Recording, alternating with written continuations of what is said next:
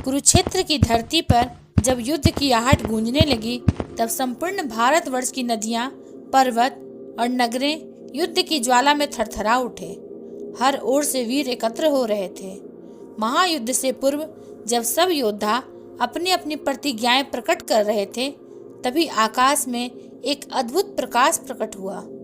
यह प्रकाश किसी साधारण योद्धा का नहीं, अपितु भीम पुत्र घटोत्कच के पुत्र बर्बरिक का था, जिसे संसार श्याम कर्ण या खाटू श्याम के नाम से जानता है। बर्बरिक को भगवान शिव और मां कात्यायनी से अद्भुत वरदान प्राप्त था। उनके पास 3 बाण और एक धनुष था। एक बाण से वे शत्रु की संपूर्ण सेना को बांध सकते थे, दूसरे से नष्ट कर सकते थे और तीसरा बाण मित्र की सेना को सुरक्षित कर सकता था। उनकी प्रतिज्ञा थी, जहां भी युद्ध होगा मैं सदैव हारने वाले पक्ष का साथ दूंगा।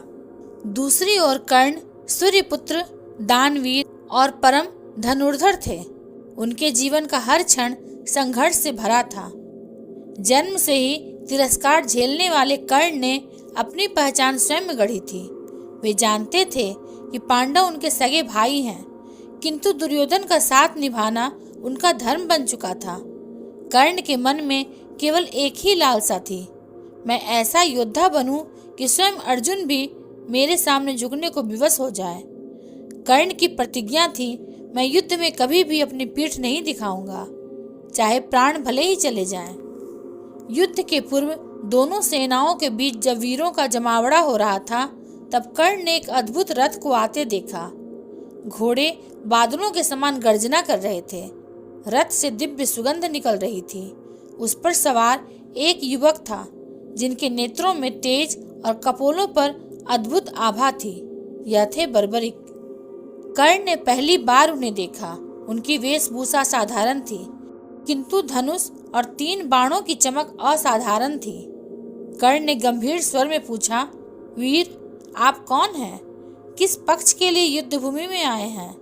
बर्बरिक ने विनम्रता से उत्तर दिया, मैं घटोत्कच का पुत्र बर्बरिक हूँ। मेरी प्रतिज्ञा है कि मैं सदैव हारने वाले पक्ष का साथ दूंगा। यह सुनते ही कर्ण के भीतर हलचल मच गई। वह समझ गए कि यह बालक साधारण नहीं है। कर्ण ने बर्बरिक के रथ के पास जाकर उनसे बातें की।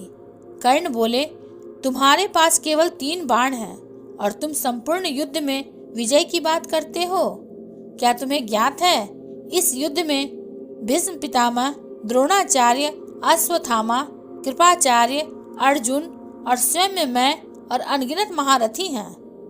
एक बालक होकर तुम इनसे युद्ध करने का साहस रखते हो? बर्बरिक ने शांत स्वर में कहा, महारथी कर्ण, बाणों की संख्या से सामर्थ्य नहीं आंकी जाती। एक बाण ही पर्याप्त है, यदि उसके पीछे दृढ़ संकल्प और वरदान का बल हो। मेरे 3 बाण संपूर्ण सृष्टि को नष्ट कर सकते हैं। यह सुनकर कर्ण की भौहें तन गई। वे स्वयं को दानवीर मानते थे, किंतु किसी से युद्ध कौशल में पीछे रहना उन्हें स्वीकार नहीं था। उन्होंने बर्बरिक की परीक्षा लेने का निश्चय किया। कर्ण ने मुस्कुराते हुए कहा, यदि तुम इतने महान धनुर्धर हो तो मेरे कहे अनुसार एक वृक्ष के प्रत्येक पत्ते को बाण से भेद कर दिखाओ। बर्बरिक ने सहमति में सिर हिलाया। उन्होंने एक बाण को धनुष पर चढ़ाया, आंखें मूंदी और केवल स्मरण किया। वह बाण आकाश में उठा और फिर अद्भुत गति से वृक्ष की ओर चला गया। एक ही क्षण में उसने वृक्ष के प्रत्येक पत्ते को चिन्हित कर दिया।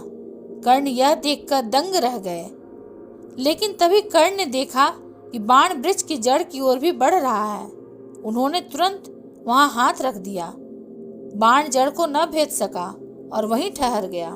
बर्बरिक ने हंसते हुए कहा, महारथी कर्ण, यदि आप हाथ न रखते तो यह बाण वृक्ष की जड़ को भी भेद डालता, क्योंकि मेरी प्रतिज्ञा है, जब तक कार्य पूर्ण न हो बाण रुकता नहीं। यह सुनकर कर्ण के माथे पर पसीना छलक पड़ा। कर्ण समझ गए कि यह बालक कोई साधारण योद्धा नहीं, यह तो स्वयं महादेव और मां शक्ति के वरदान से विभूषित है। यदि यह युद्ध भूमि में उतर गया तो परिणाम कुछ और ही होंगे। कर्ण ने मन ही मन सोचा, मैंने जीवन भर केवल अर्जुन से अपनी तुलना की, किंतु यह बालक तो अर्जुन से भी आगे है। मेरे रथ से सूर्य की किरणें भी परावर्तित होती हैं, पर इसकी शक्ति तो स्वयं सूर्य को भी लज्जित कर रही है। कर्ण अपने रथ से उतरकर बर्बरिक के पास आए और बोले, वीर बर्बरिक, आप वास्तव में अद्वितीय हैं। आज तक मैंने किसी योद्धा के सामने अपना मस्तक नहीं झुकाया, पर आपकी वीरता, प्रतिज्ञा और दिव्य शक्ति के आगे कर्ण नतमस्तक है। आप केवल घटोत्कच के पुत्र ही नहीं, इस युग के महानतम धनुर्धर हैं। बर्बरिक ने विनम्रता से कर्ण को उठाया और कहा, महारथी, आपका तेज भी अद्वितीय है। मैं आपके साहस और दानवीरता को प्रणाम करता हूँ। बाद में जब भगवान श्री कृष्ण ने बर्बरिक से उनकी प्रतिज्ञा पूछी और जाना कि वे हारने वाले पक्ष का साथ देंगे, तब श्री कृष्ण ने उनसे युद्ध में शामिल न होने का वचन लिया। बर्बरिक ने अपना शीश दान कर दिया और खाटू श्याम कहलाए, लेकिन कर्ण के लिए यह स्मृति सदा जीवित रही। जिस बालक के आगे सूर्य पुत्र कर्ण ने मस्तक झुकाया, वह वास्तव में महायोद्धा था। कर्ण नतमस्तक हुए क्योंकि उन्होंने बर्बरिक की शक्ति, प्रतिज्ञा और दिव्य वरदानों को पहचान लिया था। कर्ण भली भांति जानते थे कि बर्बरिक की सामर्थ्य के आगे समस्त महारथी भी तुच्छ प्रतीत होते हैं। कर्ण का यह झुकना पराजय नहीं, अपितु एक महान योद्धा के प्रति सम्मान और स्वीकारोक्ति थी। अगर आपको यह वीडियो पसंद आया हो तो इसे लाइक, हाइप और सब्सक्राइब अवश्य करेंगे। ये महाभारत सिर्फ युद्ध की नहीं, जीवन के ज्ञान की कहानी है। मिलेंगे अगले प्रसंग के साथ, तब तक के लिए धन्यवाद।